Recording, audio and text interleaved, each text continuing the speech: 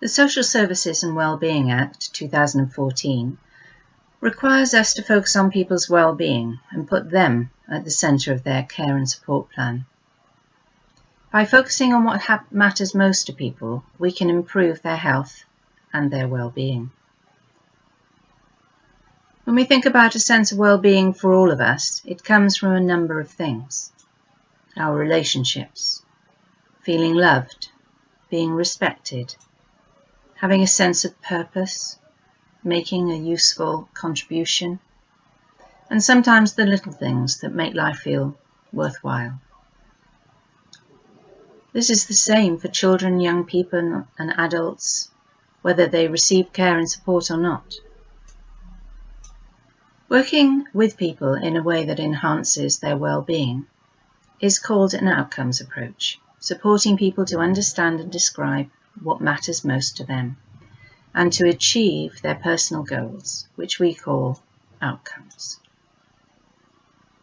An outcome-based approach is based on the following principles. People are the experts in their own lives. They are best placed to tell you what's important to them and what gives them a sense of well-being. But they may need help to do this. People want to do the things that matter most to them in their own way. People's strengths are important and need to be acknowledged. We start by identifying what the person wants to achieve and then think through together how to achieve that outcome and agree a plan to help them do it.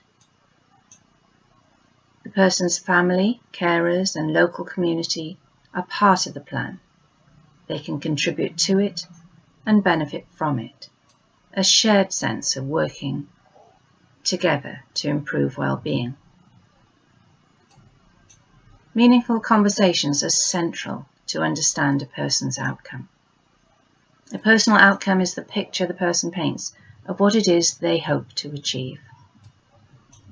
An outcome approach prioritizes good conversations with people about what matters to them, and it prioritizes this over the demands of gathering facts and data from the organizational purposes.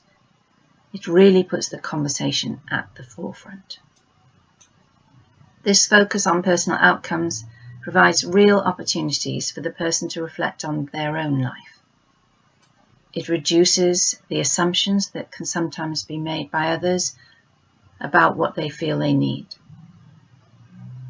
And it can also improve understanding between everyone involved. The most valuable conversations are the ones where people really feel listened to. As we listen well, people can start to make sense of their own situation. As they think and talk, their own meaningful solutions can emerge. Their well-being is enhanced by being respectfully listened to. And the outcomes that emerge are the most achievable and sustainable for them.